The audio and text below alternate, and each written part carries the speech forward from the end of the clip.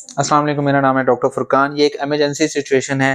Basically हम इसका treatment वैसे कर चुके हैं। अगर आप थोड़े से ऐसे हैं कि खून वगैरह नहीं देख सकते तो प्लीज़ काइंडली ये वीडियो स्किप कर दीजिएगा।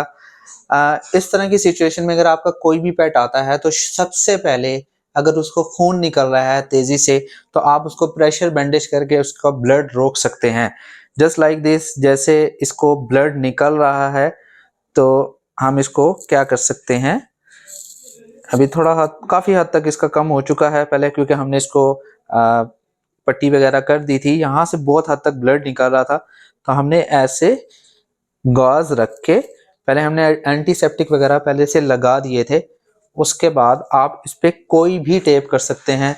जैसे ये पेपर टेप है, ये आप लगा सकते हैं। जिंको है, वो लगा सकते हैं।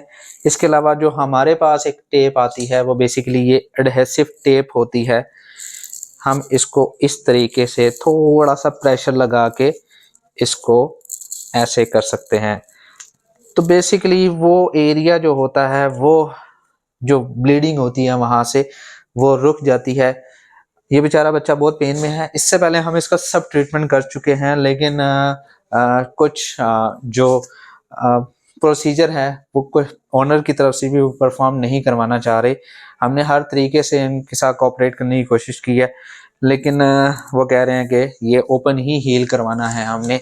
एनीवे, फिलहाल तो हमने ये चीज़ें कर दी हैं, फर्स्ट एड वगैरह इसको दे दी है और ओवरऑल इसको पेन किलर एंटीबायोटिक्स वगैरह लगा दिए हैं। पर इन केस अगर कभी भी इस तरह का पेट आपके पास आता है तो इस तरीके से आप उसको मेंटेन कर सकते हैं।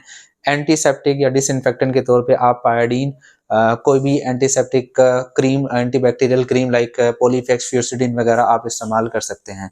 मैं उम्मीद करता हूँ वीडियो पसंद आई होगी। अगर पसंद आई है तो प्लीज़ इस बच्चे के लिए दुआ करें और इंशाल्लाह ये ठीक हो जाए। खुदा हाफिज़।